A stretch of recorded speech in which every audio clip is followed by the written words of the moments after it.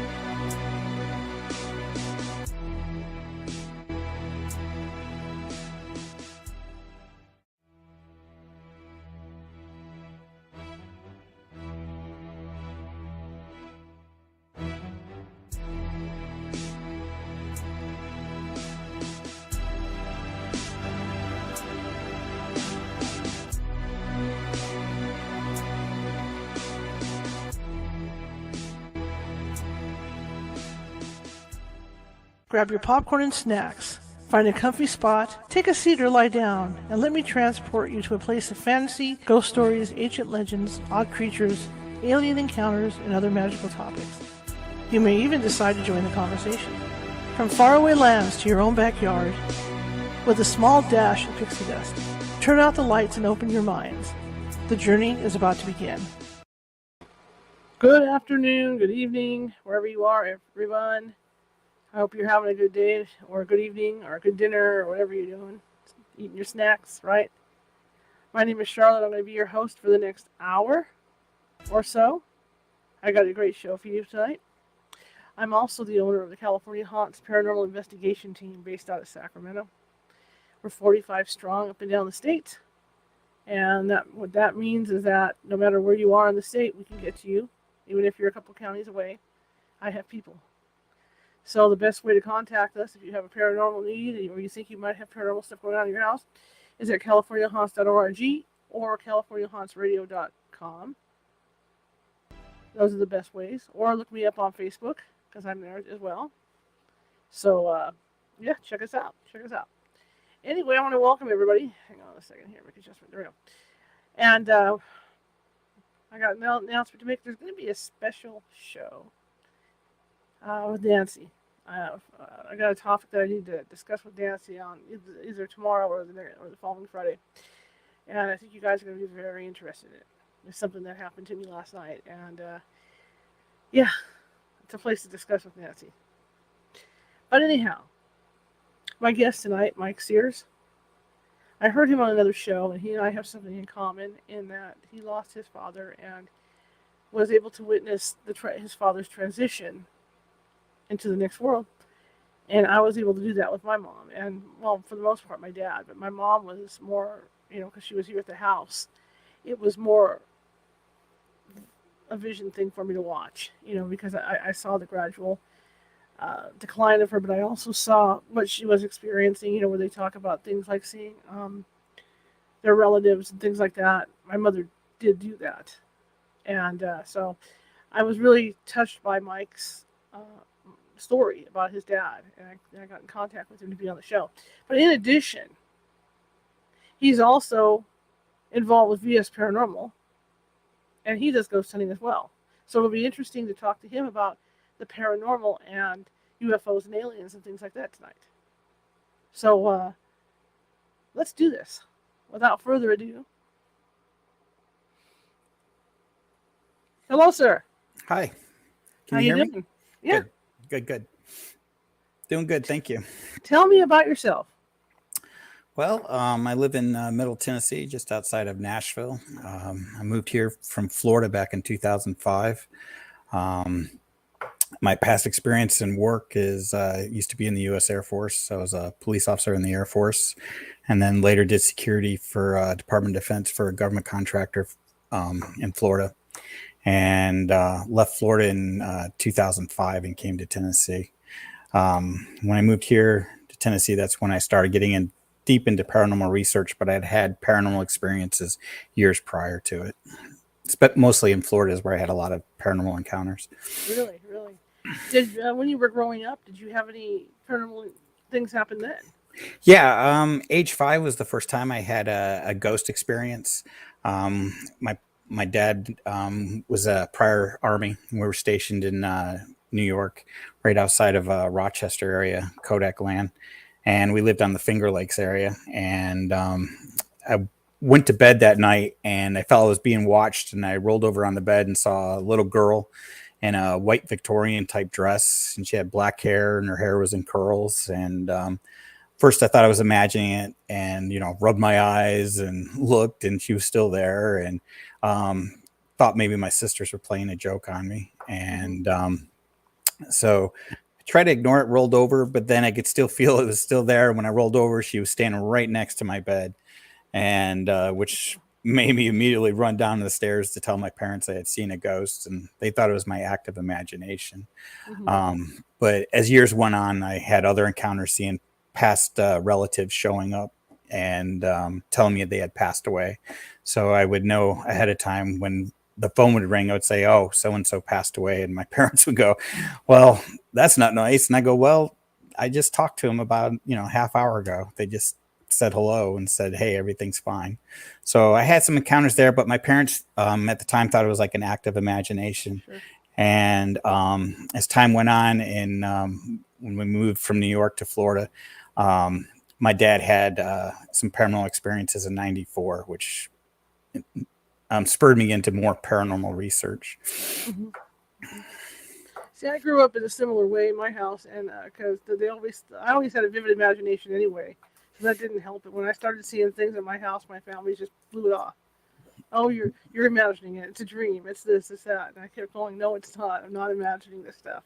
Exactly. I'm actually seeing stuff. I remember lying in my bunk bed, this bunk bed I had, and there was always a night light on in the room, and I could see a dark hand reaching down from the top of the bunk bed down towards me.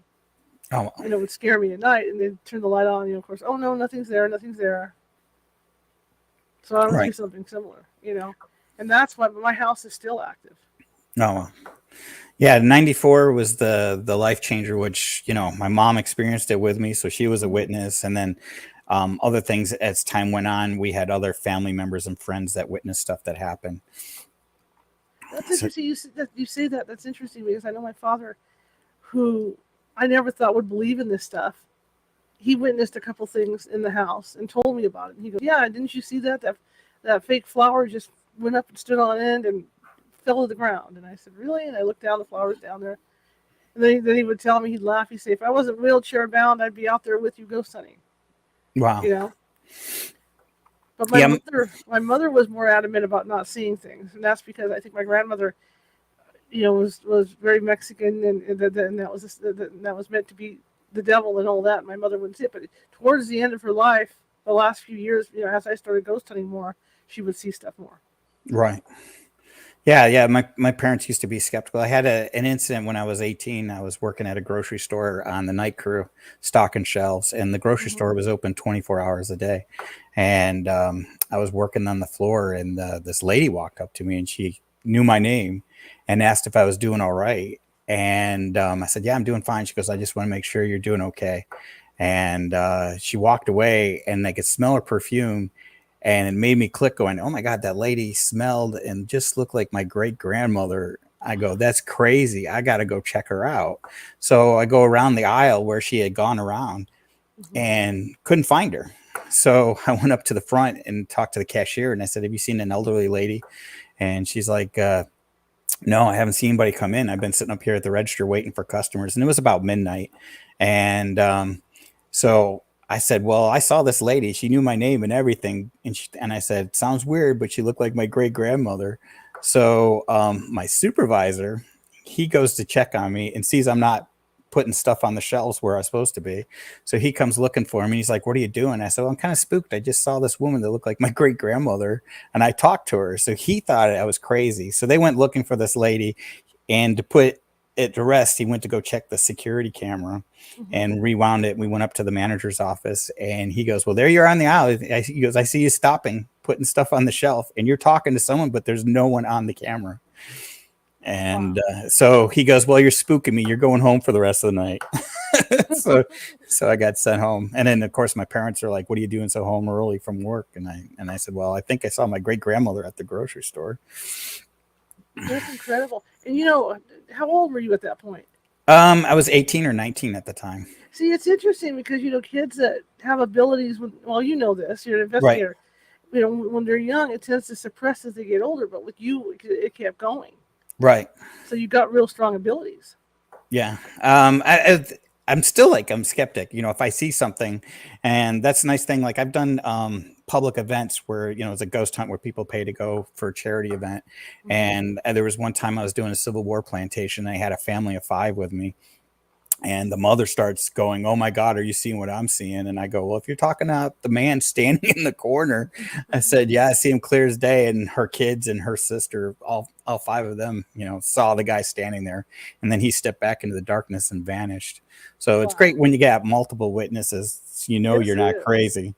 Yes, it is. My mother, we were at this old hotel, and she would go nuts with us because she's sitting there and she's throwing kisses and she's blowing kisses. And I'm like, oh, what are you doing? There's a cowboy over there. He's really cute. Wow. I said, what cowboy? She says, he's cute. And she kept going, come over here and give me a kiss. I was like, Wow.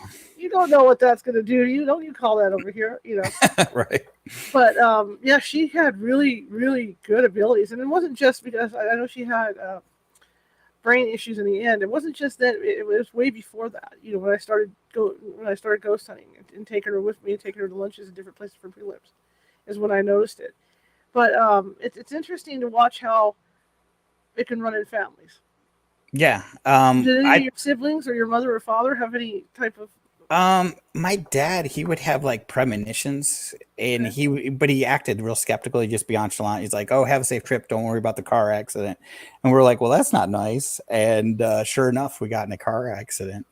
And so he had like premonitions. There was a couple he had when he was in Vietnam. He shared some stories where he just felt that he needed to hold off a little longer. He was supposed to go on down this road to deliver some stuff, and he said if he had left on the time he was supposed to gone, he would have been there when they had an ambush on the road. Mm. So he's had a couple close calls due to having a gut feeling, as he called it. And then I That's learned later on when I went through the experience with my dad and the haunting I went through. My grandmother let us know that my great aunt, which I didn't know about, and my mom was unaware of it until then. She goes, "Oh, I wish your great aunt was alive to help you guys out," but she was a spiritualist, and she used to go to seances in New York State.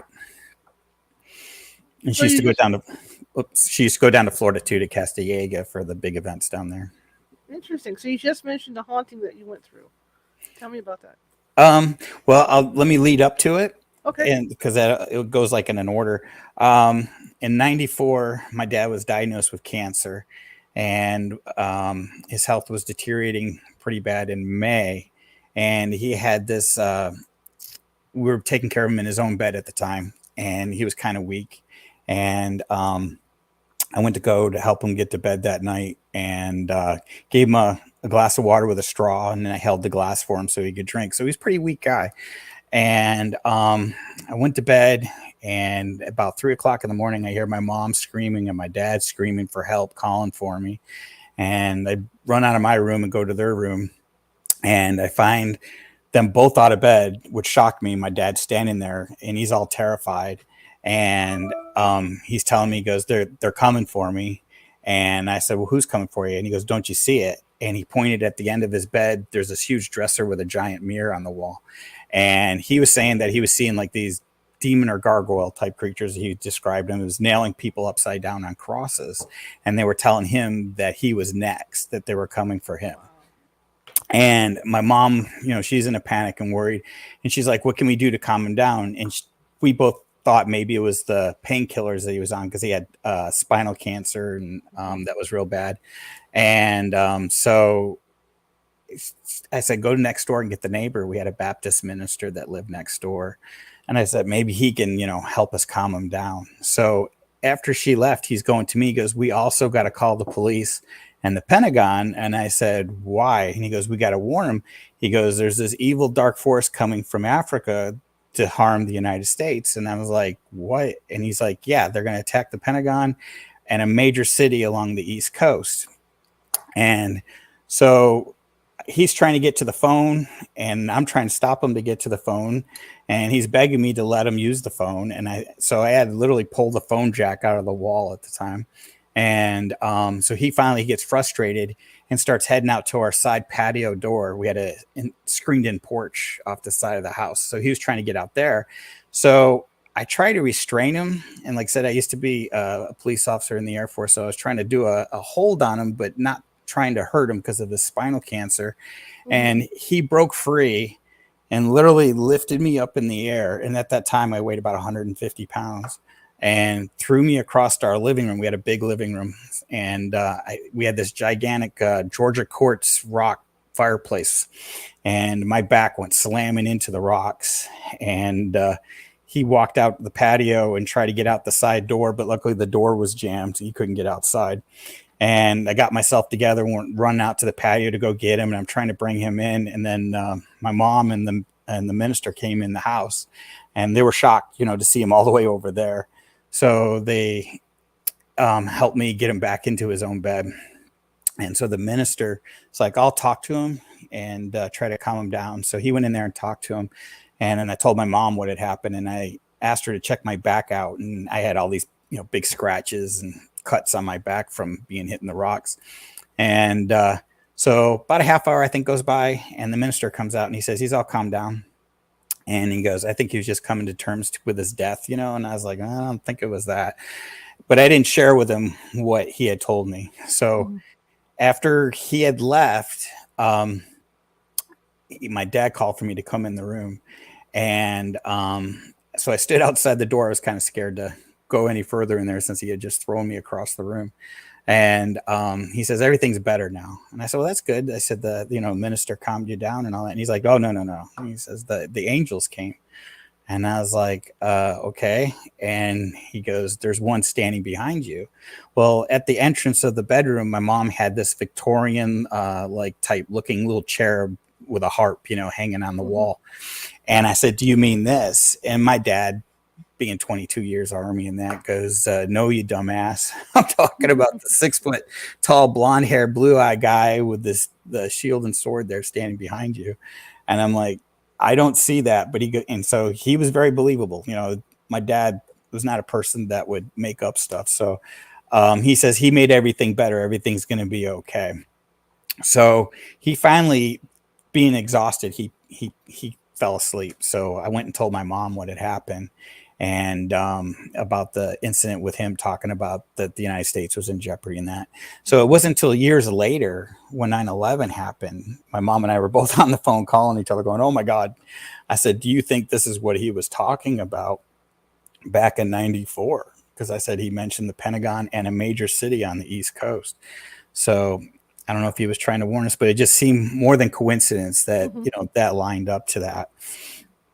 And so after that incident, a few days went by and his health got worse. So hospice came in and they decided to remove him from his own bed and put him in a hospital bed in our main living room area. And as time went on, his health got worse and worse, and he went into a coma. And they said that his body temperature had gone way up, and they expected him to probably pass away later that evening. And they came in every other day. My mom and I would cover the days that they weren't there. But they offered to say, we can stay there with you if you want tonight, because we feel he's going to pass. Or if you want, we can come first thing tomorrow morning. And my mom's like, well, if we need you, we'll call you, kind of deal. And so I was exhausted from working and helping. And so I said, I'm going to go to bed. If you need me, please come wake me. And if he definitely passes away, please let me know. So she took care of him. And that night, it was a little after 3 again in the morning, and he took his last breath, and she took his pulse and everything, and he had passed. And so she was there for almost a half hour, she said, grieving at his side. And then she decided to go wake me up and tell me that he had passed away. And before she could leave the room, he sat up out of the bed and said, where are you going? I need to talk to you. Which shocked her, And here's a guy that hadn't talked in almost a week. He was in a coma. So she goes back to sit next to him on the bed there, and he just looked healthy as can be. All the color is back in his face. And he's like, look, I'm worried about you and Mike. I just want to make sure that you're going to be okay. I begged them to allow me to come back and to tell you guys that everything's going to be okay.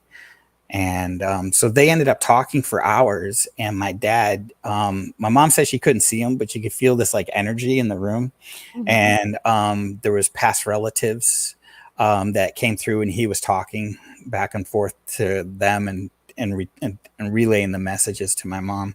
And then one of the people that came through, my dad's first wife, he had met while he was stationed in Japan in the 50s.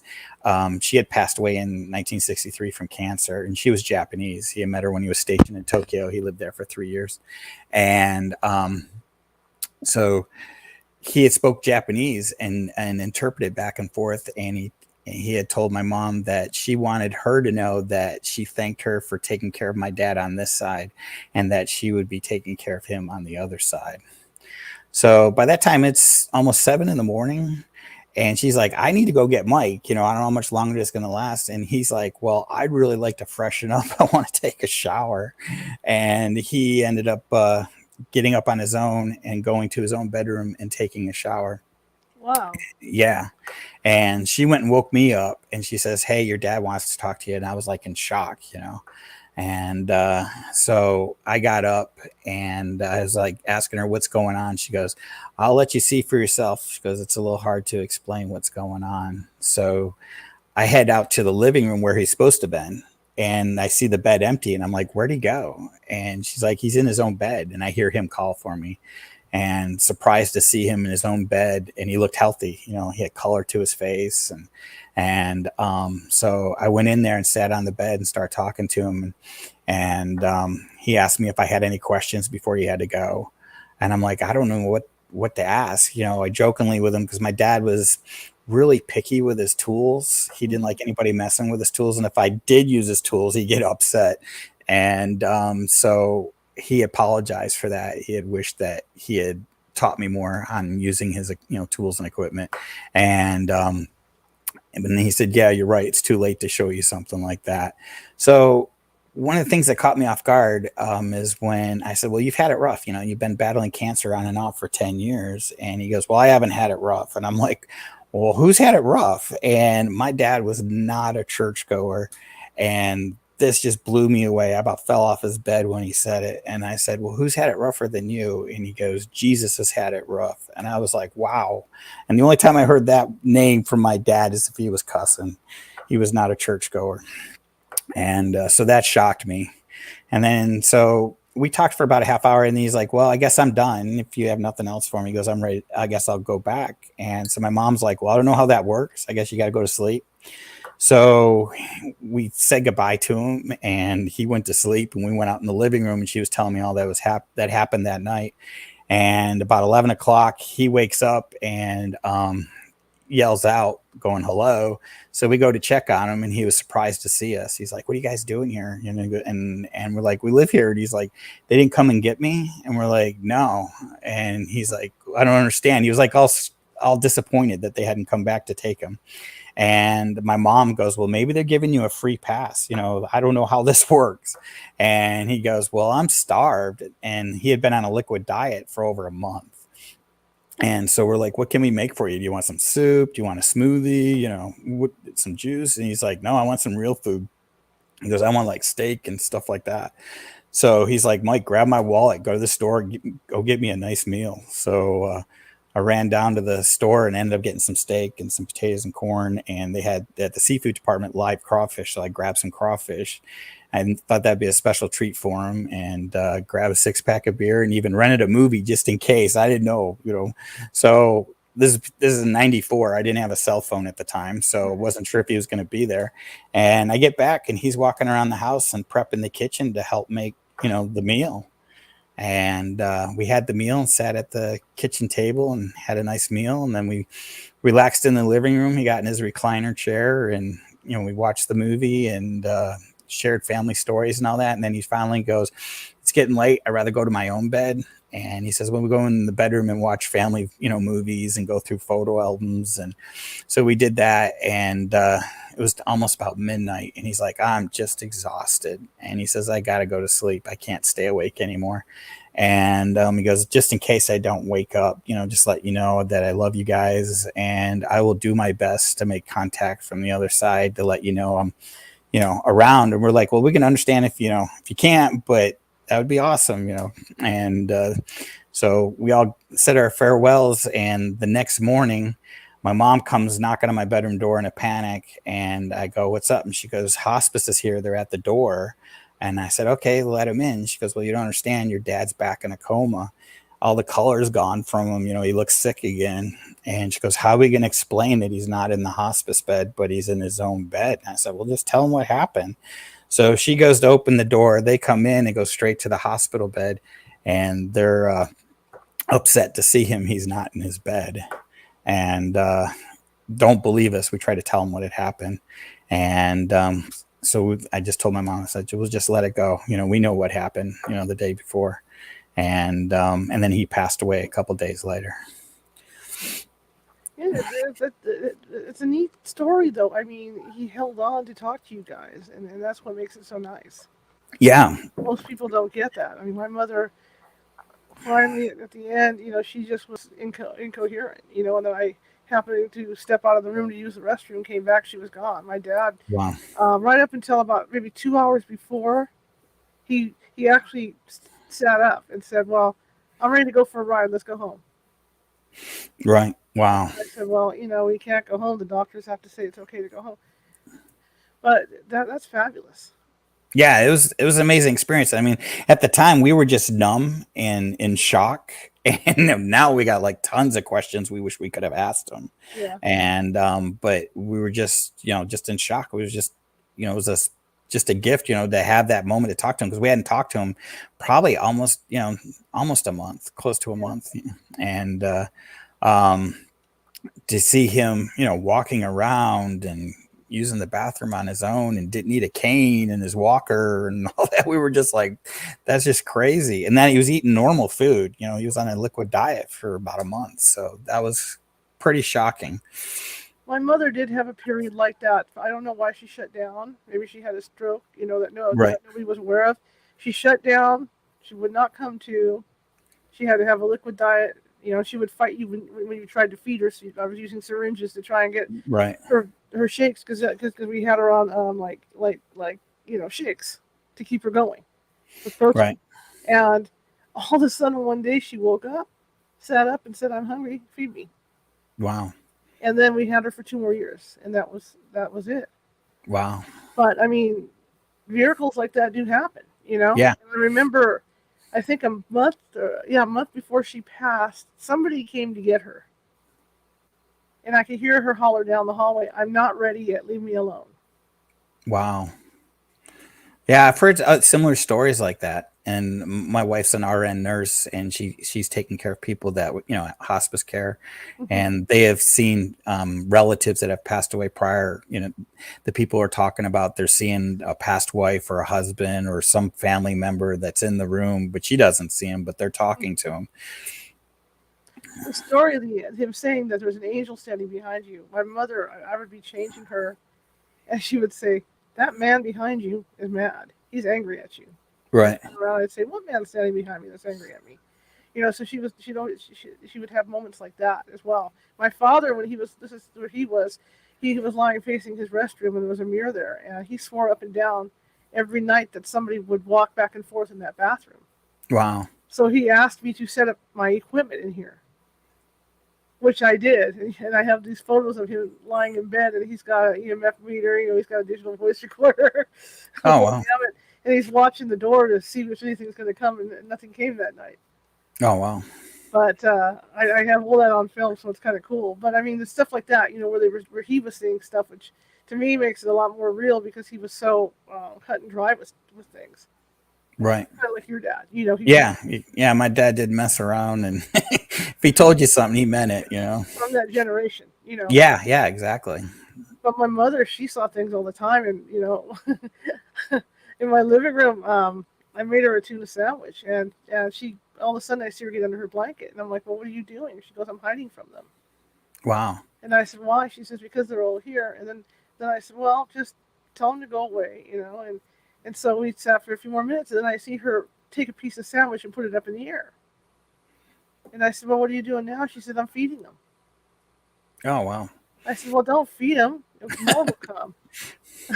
So Right. stuff like that. But your story, I love your story. That's why I want to get you on here. It's a great story. It's a story of hope for people, because they're well aware of what's going on with themselves. Right. People don't think they are, but they are well aware of what's going on. That things are going downhill, and they're aware of it. So you said he promised to try to contact you if at all possible. Has he done that? Yeah, there was several things that we believe was him, reaching out. One of them was I asked him, "What are you going to miss once you leave here?" I asked that question to him, and he said, "Well, I'm going to miss." He goes, I worked hard." He planted an avocado tree, a pineapple plant, and an orange tree.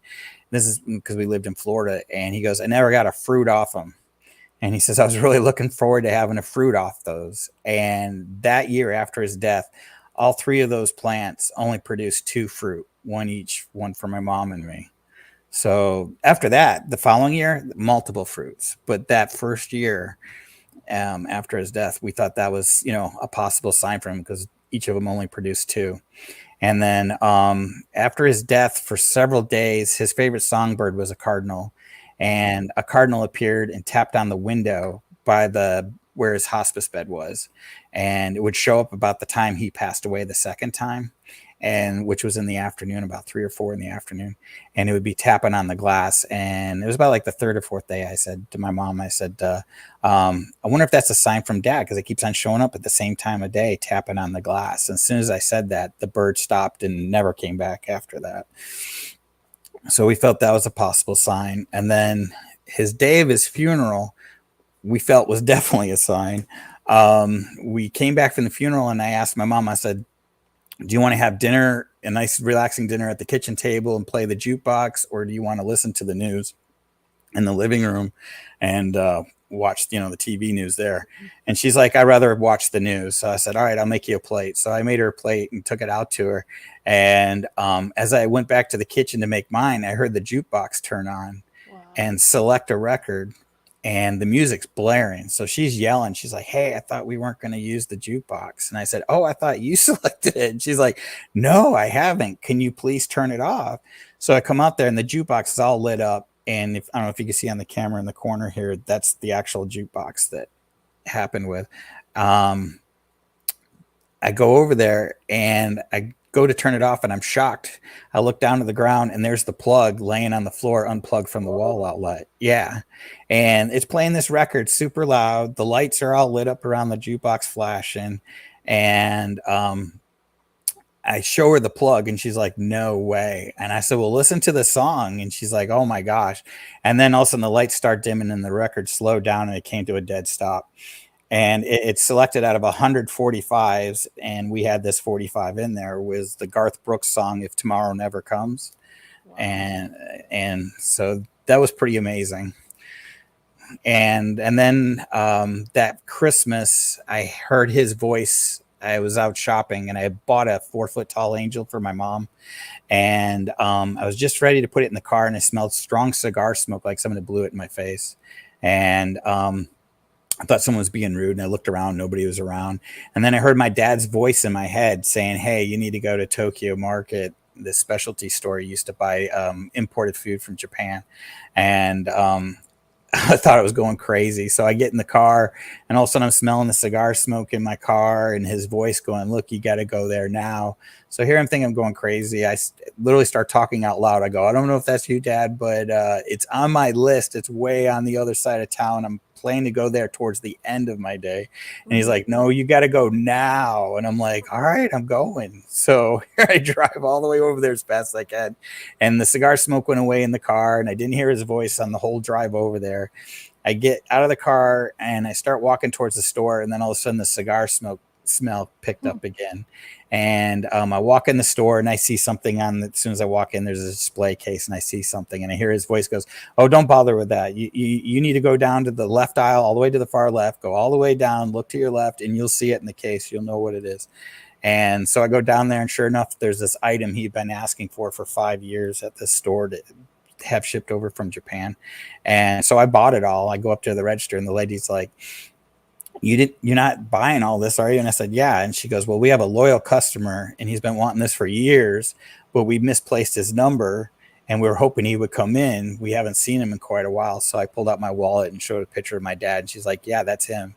And I said, well, I'm his son. And he had passed away earlier this year. And she's like, oh, wow. She goes, I guess it's meant to be for you to come in here and get it. And she's like, you're welcome to buy it all. So I didn't tell her what brought me in there. Mm-hmm. And so I cash out and start heading out to the car and I could smell the cigar smoke again. I hear my dad's voice say, tell your mom and you Merry Christmas.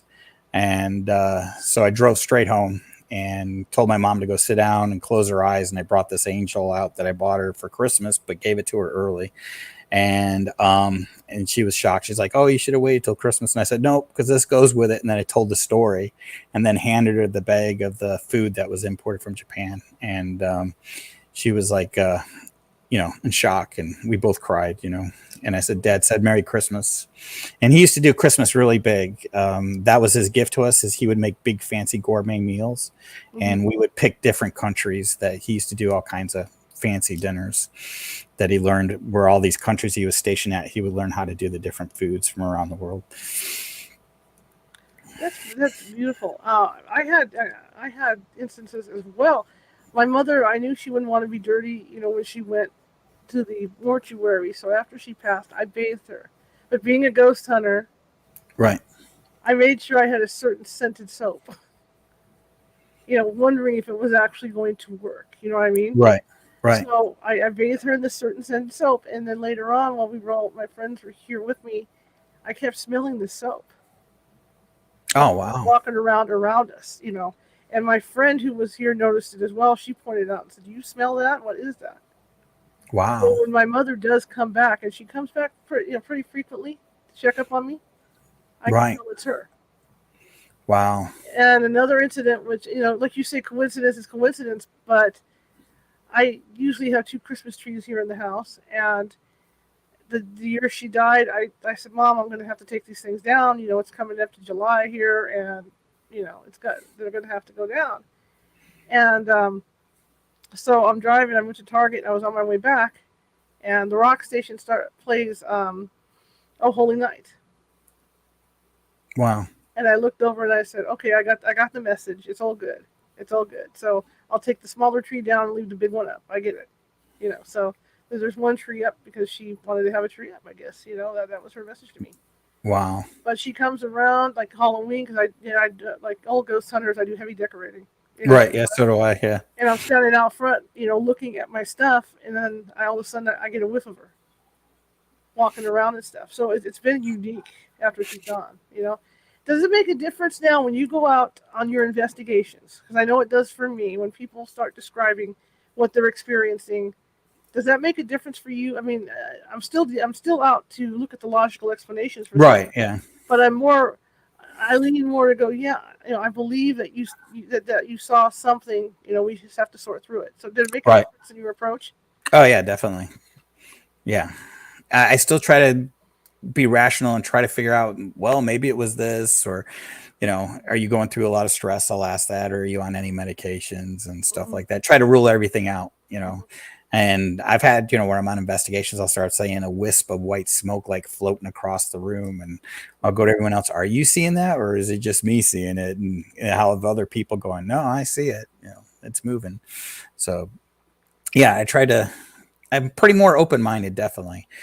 And especially when I have people that will call me and say, "Oh, I have an extreme haunting." And I'm like, "Well, what's extreme?" Like, "Well, we had a door slam." And I'm like, "Well, is anybody being dragged out of bed or thrown into walls?" And they're like, "Does that happen?" I'm like, "Yeah, it does." So yeah, it's shocked at what people would consider what would be extreme. To me, is just, a little thing, and it's trying to get your attention. So it definitely got. Sorry, when you would talk to your dad's doctors, and they would ask you, and I went through this too, and they would say, "Well, is he hallucinating, or is she hallucinating?" Right. And I'd have to go, "That depends on what you mean by hallucinating, because I'm a ghost hunter, and she's seeing stuff. She's not hallucinating." Right. Did you have issues with that, trying to explain that to the doctors? Or, well, at that time, were you a ghost hunter at that time? No, I wasn't a ghost hunter until I started getting into it around 2006. Okay. And it was because after I moved to Tennessee, the house we moved in ended up being haunted. And I was like, "Oh, great." Because I didn't want to deal with it. Because I lived through an extreme haunting in Florida for about 6 years. And so I thought everything was negative, Sure. And the house we moved in ended up being all positive. They're all what we call friendly ghosts. And when I started watching, there was a paranormal show I watched, and they were helping a family. And at the end of the show, I was like, "Oh my God, they found no answers for the family." And they just pretty much just left them terrified. And I said, that's not good. So I gone to the wife. I said, "Well, maybe I can find a team and use my personal experience to help them understand what they're going through, that they're not crazy, and help them find answers. And not all hauntings are negative." Right. So, because like what I went through in Florida was extremely, extremely rare. And the good thing about that haunting though was we had witnesses. So it was, we had family members and friends that, witnessed stuff that happened there. So what happened there? Tell me. Okay. My dad passed away in June, and then of August of that same year, I woke up in the early August, about 3:00 in the morning, and felt like someone was in the house. I thought someone had broken into the house, and they were in my bedroom, and it was pitch black in my room, so I couldn't see. So I went to reach for my light by my headboard and grab a pistol. I slept with a gun, and before I could get to it, I felt two hands grab me by the ankles and start pulling me off the bed. And I got about halfway off the bed, and I broke free, climbed back up the bed as fast as I could to get to my gun and light. And before I could get to it, I felt someone like jump on my back and shove my face into my pillow. So I'm screaming in the pillow, and I was living at home with my mother at the time, trying to let her know someone had broken in the house. And I finally broke free, turned on the light, grabbed my gun, and my bedroom door's closed, and there's nobody in my room. And I'm like, that was crazy. What is going on? So I immediately go and check on her, and woke her up. And she thought I was having nightmares, PTSD from the Gulf War. I was in Desert Shield and Desert Storm. So I said, no, it's nothing like that. I mean, this really happened. It was not a nightmare. And so she's like, well, let me wake up. So she went to the restroom to wash her face. And when she came while she was in there, I heard something coming down the hallway, and I thought it was my dog. I had a big Akita, which is like a big husky type dog. Well, all of a sudden, this force of energy hit me square in the chest like a football player had tackled me. And I lifted right off her bedroom floor and was thrown about 8 to 10 feet back and slammed into her bedroom wall. And she saw that, and she's like, oh my God, are you okay? Did you lose your balance? And I'm like, how do I lose my balance from way over there to go to here? I said, no, I just got attacked again. I said, whatever it is, I can't see it. It's crazy.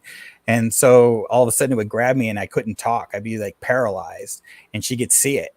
My body just totally tensed up, and the hair on my body was standing straight up on end on my arms and my chest. I didn't have a shirt on at the time.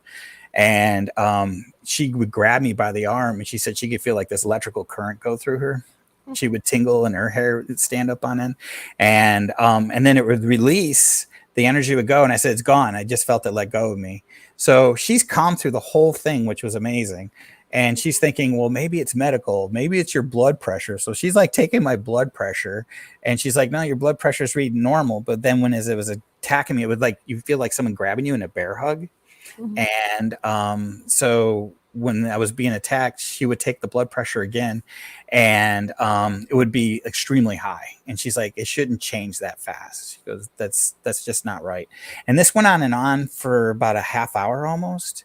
And she couldn't keep up writing notes. And she was a school teacher, and she kept a little portable cassette recorder in her purse. So she grabbed that and started taking notes and recording it. And sadly, when we moved from Florida to Tennessee, the shippers, we lost a whole bunch of stuff that somehow didn't arrive in Tennessee. And she had that cassette tape, which I wish I had today, because on that tape, we played it in the to one of our friends who came over the next day. And she's here, and she's like, oh, I can hear the panic in Mike's voice, and you're concerned. And then all of a sudden you hear this raspy voice really loud goes off, when she was grabbing me. And so we figured maybe it was the spirit, whatever, telling her to get off me, or when she was touching. And so later on, she called my grandmother, her mother, and she was telling her what had happened. And I said, well, while you're talking to her, I'm going to go in my bedroom 1 second to grab something. And I got attacked as I was going to there. And then this just went on and on from 94 to 95 was the most intense time period, where I would be in bed and you could just feel the energy in the room. And all of a sudden you could feel two hands grab you by the shoulders and slam you into the headboard of the bed, or I'd be pushed out of the bed. Or if I'm walking in the room, all of a sudden you could feel a hand push you on the shoulder, and I get pushed into a wall. And, so a lot of crazy stuff, things thrown at me, light bulbs exploding. So we had reached out to all kinds of clergy. None of them could help. We had like our neighbor who was the Baptist minister. He came over, did a blessing of the house. As soon as he left, all the bedroom doors started slamming shut, and light bulbs would explode. And I'm like, well, that didn't help. That just, I think, made it more mad. Mhm. And so during July, when we had free time after my dad's funeral, it was our first weekend that we could actually relax. We went out for a drive, and I drove by a psychic fair. And my mom goes, "Oh, wow, a psychic fair. I've never been to one of those." And I said, "You want to go?" And she's like, "Sure." And I said, "I'll take you." I said, "I'm not a believer of it, but yeah, let's go."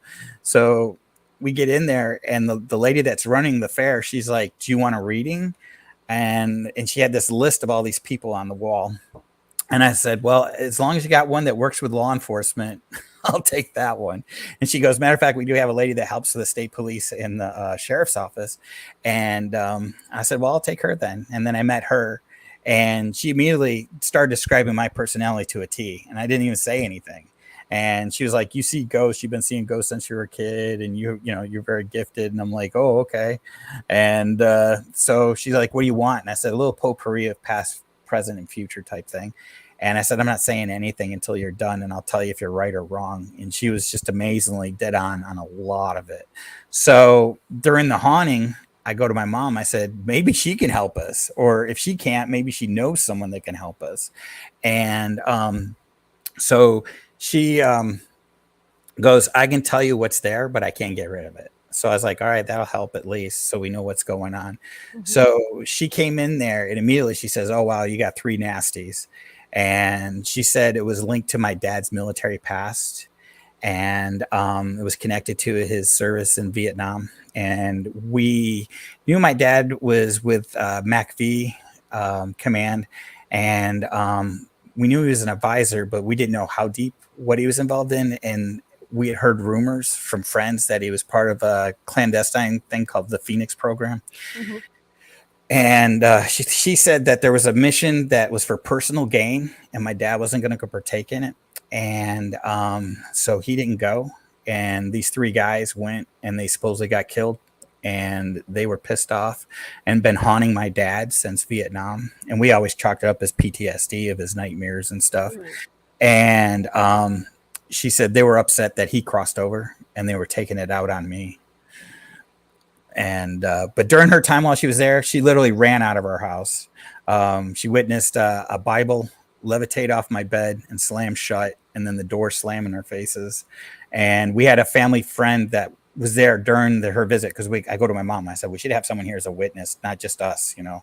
someone that's outside the family." And so she came over and she witnessed it. And then we had the lady said, "Do you have any white candles to light?" And I said, "All I got is these little tea, votive candles."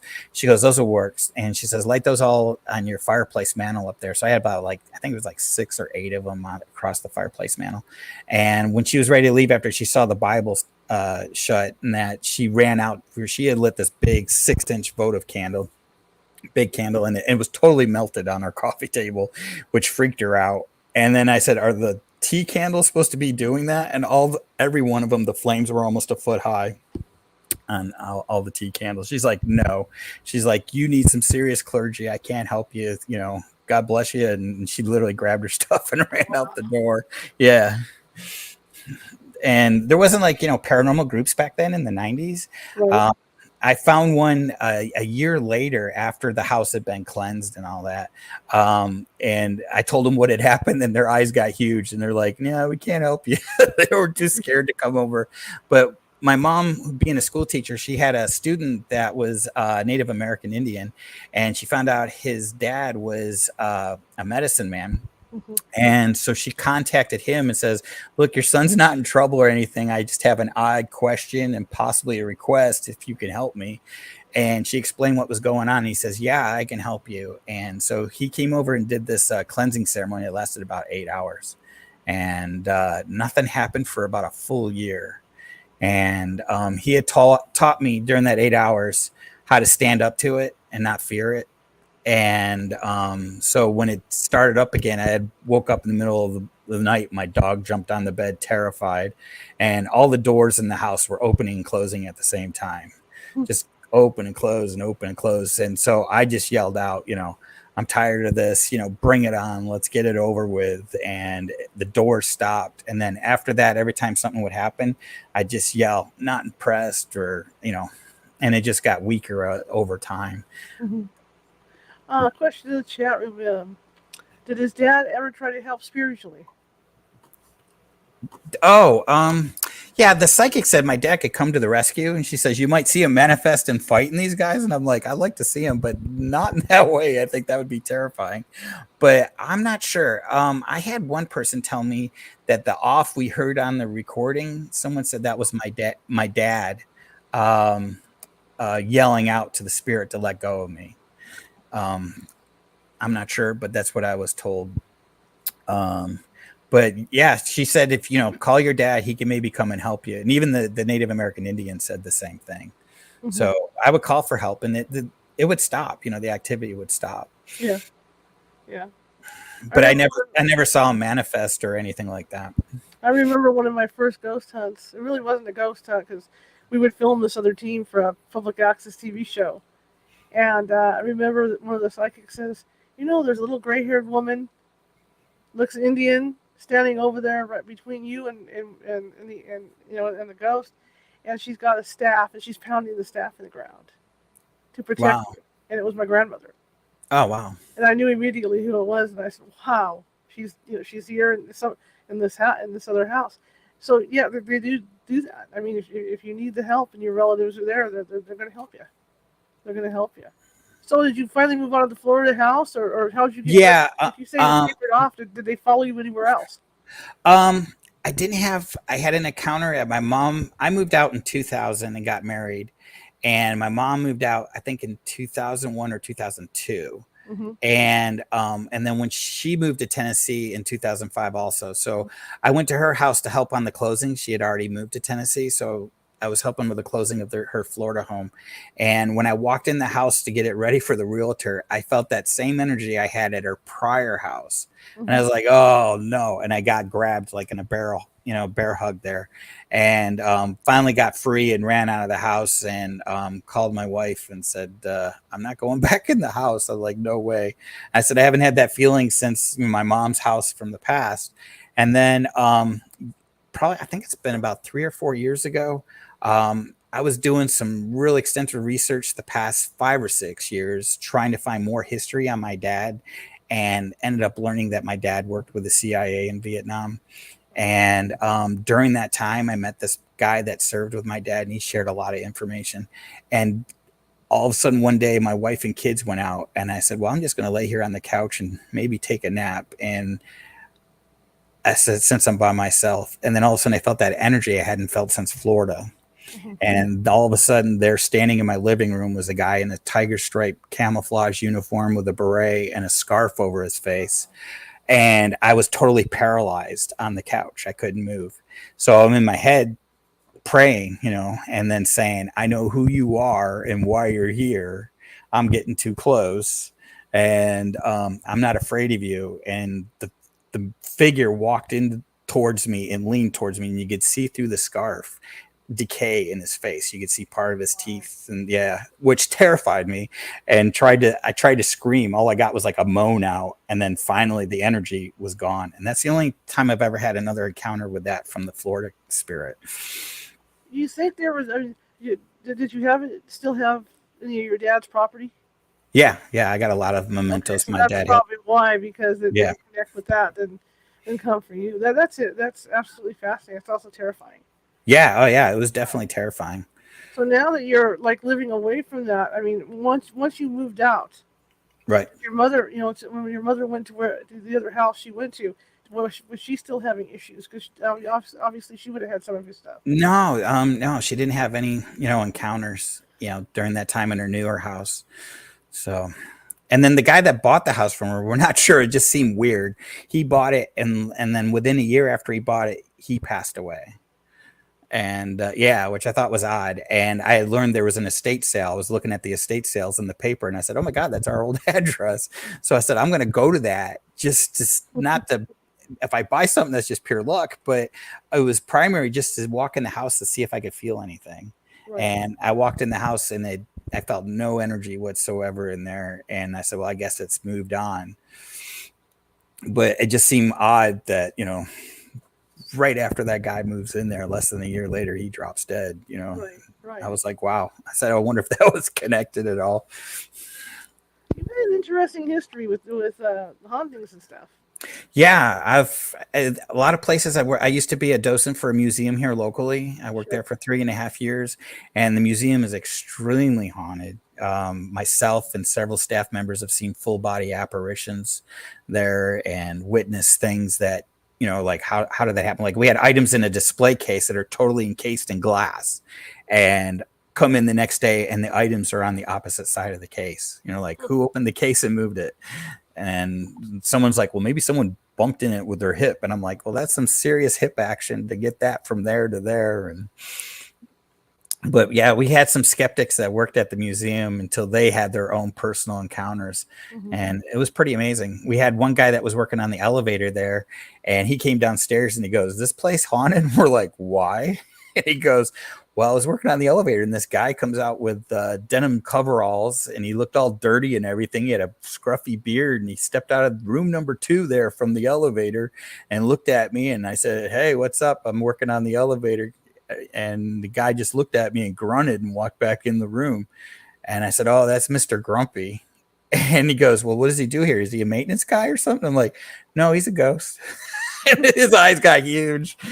And he goes, "Yeah, because I went down to that room to make sure everything was okay with him, because he just looked like he was upset me working on the elevator." And he says, "I walked in that room and nobody was there. So that's why I came down to ask you if this place was haunted." Well, in some situations it's okay. Like with my house, I know who they are. They know who I am. It's cool. They Right. don't scare me. So you can live in peace with them. But I mean, there's also the situations like you had with your Florida house. Yeah. They're just one thing after another, and they're aggressive and they're doing stuff. Now, when you go out to your clients, and since you've had all this, like I said, since you've had all this experience, do you tell them, hey, this happened to me, this something similar, Yes. don't Yeah. panic, something similar happened to me, so you're not alone. Yes. Yeah. I've had like clients who would tell me, I said, "Well, what kind of activity's happening?" And they go, "Oh, it's extreme." And I'll say, "Well, what's extreme?" A door slammed shut, or I saw this, and I'm like, "Well, no one's being physically grabbed or thrown or," Right. yeah. And then they're like, "Oh, no. Why does that happen?" And I'm like, "Yeah, it can happen." So I share my experience, and that usually puts them at ease. Right. Knowing that it's not as negative as they thought it is. And I said that most of the clients, when I tell them, I said, it sounds like somebody's just trying to get your attention, Mm-hmm. and they either have a message or to let you know that they're not happy with something. We had like one client in Nashville that he had remodeled the house. He was remodeling the bathroom, Mm-hmm. and we got a lady's voice and her name, and it matched to the prior lady that lived in there years ago during the 70s. And she was upset that he had found, when he was taking the wallpaper off, there was another layer of wallpaper underneath it, and it was roses, and he was taking it off, and she was real upset that the wallpaper. So we had him actually sit down and talk to like an empty chair and said, "I don't know if she's there, but talk to her like she is and explain that you're the new owner and that, you'll keep a little bit of that paper somewhere." I said, "Just frame it in a 5x7 or something, hang it on the wall just as a tribute in her memory." And the activity came to a halt. Fascinating. Yeah. I just think of that. I find, I wouldn't be a ghost hunter if I didn't find it interesting. To try and. Yeah. Every case has been different for me. They're all got their own uniqueness to it. Right. Let me ask you this now. You've been doing this probably as long as I have. Have you noticed the trends changing because of the TV shows? What I've noticed with these calls is that when people are calling me, it's always a demon. Yes. Right off the bat. And then you have to calm them down, try and calm them down and say, "Hey, it's not. It may not be a demon." How do you calm people down out of that state? Because I get them to where they insist and all they want is a blessing. I'll do like a full interview and ask them questions, and I'll say at the end of the interview, I'll say, "Everything you shared with me does not sound negative. Mm-hmm. It sounds like someone trying to get your attention and let you know that they're there." And I'll offer to go in there and do like an investigation and see what happens. One of my favorite ones is in Nashville. We had a guy that was ex special forces. So here's a guy that's really intelligent, really clear head thinking, and he called me on Super Bowl Sunday going, "My girlfriend and I are terrified. We just had a shadow figure standing at the end of my bed in the bedroom, and we were trying to watch the football game, and it scared us to death. Can you come down here? And I said, well, one, I'm not a pest control. I can't, can't come down there immediately. There's no removal. It's not Ghostbusters. And so I went down there and we did a walkthrough. And during the walkthrough, I record as I'm walking through, because you end up getting EVPs usually of them yelling, "Get out," or "I don't like you," stuff like that. And so one of them, I had an EVP saying, "I'm not a ghost." And then it had a name said, and it gave a name, Chief. And so I went to him. I said, "Hey," he was a contractor. He was working for like Blackwater type thing.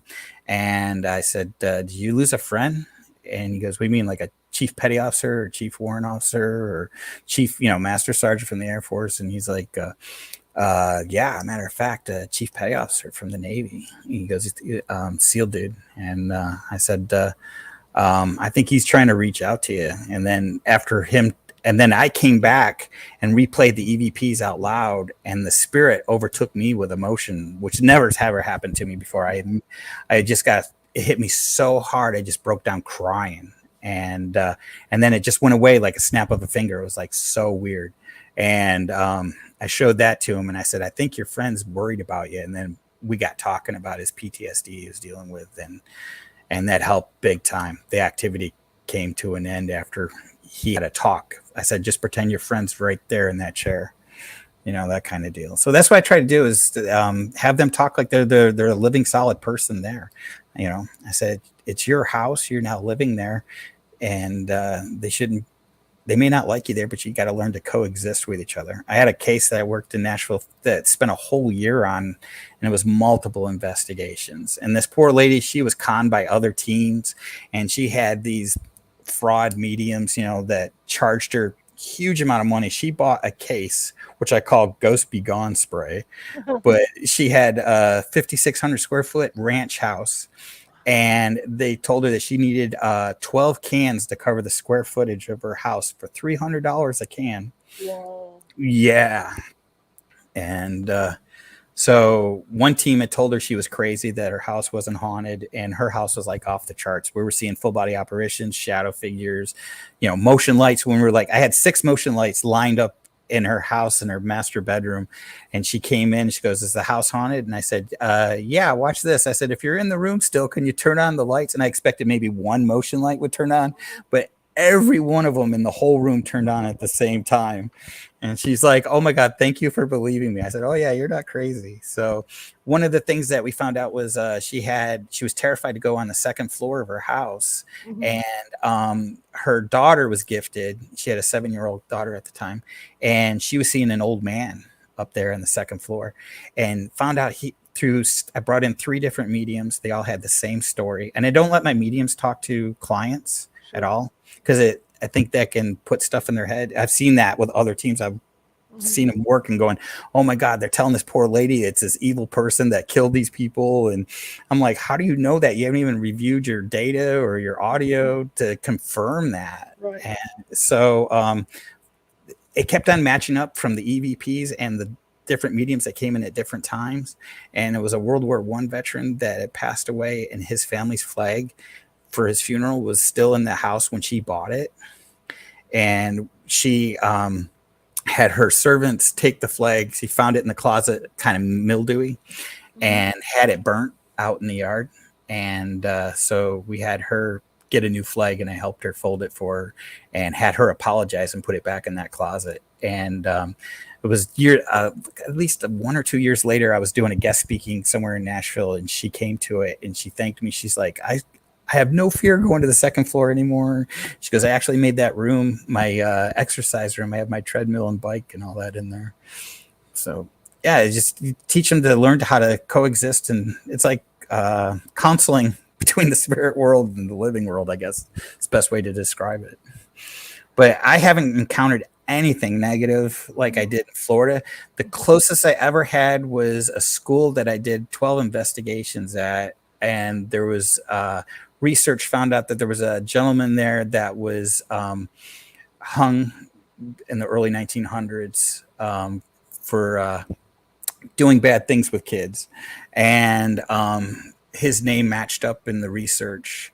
And when we were doing a EVP session in this one room, one of the team members goes, "Mike, you just disappeared. There's like total black around you." And I said, "Well, I feel my left ear getting really, really, really hot." And the medium goes, "I think you're being attacked. You need to leave the room."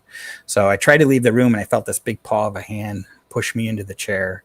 And she's like, "Are you leaving?" I said, "I'm trying to." I said, "Something just pushed me back into the chair." And so I get up, and they said, I didn't see it, but they said they saw like a small ball about like a golf ball size follow behind me going out the door. And when I got outside, everybody checked me out, and they said, "Your ear's like super, super, super red." And I said, "Well, it's hot, it's like a bad sunburn." Mm-hmm. And so the next morning when I went to look at it in the bathroom mirror, the skin was peeling like a sunburn. Wow. So that's about the closest I've had of anything that was close to being negative from Florida. Wow. Mike, this hour just blew by. This was fantastic. Thank you for having me as a guest. Oh, thank you so much. I'd love to get you back on to talk more shop with you, Sure. Your team and my team and all that good stuff. But I really appreciate you coming on, telling your story. We got some really good reactions in the chat room from it, and it's incredible. A lot of people don't get that with their dying, father or their dying mother, and right. You were able to experience that, and that's just wonderful. But I want to thank you for coming on, and I'll be in touch to get you back on. How's that sound? Sounds good. Thank you. And how do people find you? You can go to vsparanormal.com, and also you can find Volunteer State Paranormal Research on Facebook. Okay, fair enough. All right, sir. Well, thank you very much, and have a good rest of the evening. It's late for you, so. Yeah, thank you. All right, sir. All right. Thank you. Okay, bye. Thank you. All right, that was Mike Sears from VS Paranormal. That was a fantastic story he told about his father. That's why I wanted to share a little bit about what I went through with my mother, because for everybody it's different, but sometimes you luck out and you're able to spend time with your loved one, and get that extra time. I think I did too with my mother when she rallied, wanted to eat, and I got those 2 extra years. Tomorrow is Friday, right? What does Friday mean? It's Nancy Matt's Friday, so it's Casual Friday. Nancy is going to be here doing readings for you guys, all right? And what she's going to be doing is it's going to be that whole one question thing. And think about the one question that you want to know in all the world and ask her. She's only going to have about maybe 1 to 2 minutes per person, if that. But we all know Nancy, and she can knock those babies out, right? Okay, so we're going to be talking about that. We're also going to be talking about, how your past life, people that can come in from your past life into your current life, and how that affects you. Who knows? They might have been a bad person in your past life. They come into your current life. So we're going to be talking about stuff like that tomorrow as well. But I want to thank everybody for coming. And I appreciate each and every one of you. If you're watching from Facebook, please hit that follow button. If you're watching on Twitch, please hit that follow button. Same thing with TikTok and I'm Yahoo and YouTube. If you're watching from YouTube, please subscribe, okay? Because we're looking for subscribers as well. We have over 250 videos sitting over there, and they're varying topics, and I think there's something for everybody over there. If you like the show, share it with 5 people. If you despise the show, share it with 5 of your enemies. We're equal opportunity here at California Haunts Radio. Also, if you have trouble finding the YouTube page or anything like that, you can get it through CaliforniaHauntsRadio.com, and just click on any video there. It'll take you over that page. Now, I didn't have it running today, but we do have donations that we take. We don't charge for investigating. We don't charge for anything like that. But, I'm retired, and this is what I do, and I'm the one that funds everything for the Ghost Team and for the radio show. And if you could help me out a little bit to keep everything going, keep this on the air, I would really appreciate it. So far you've helped me out really well the last couple of years, and I love it. So first of the month's here, like for everybody else, bills are coming due, and I appreciate it. You can do that at paypal.me at California Haunts, or if you don't like PayPal, you can do that at Venmo and just type in California Haunts. Again, I want to thank you guys for coming tonight, and tomorrow again we have Nancy Matt, so get your question ready, and I will see you tomorrow at 6:30 p.m. Pacific. See ya.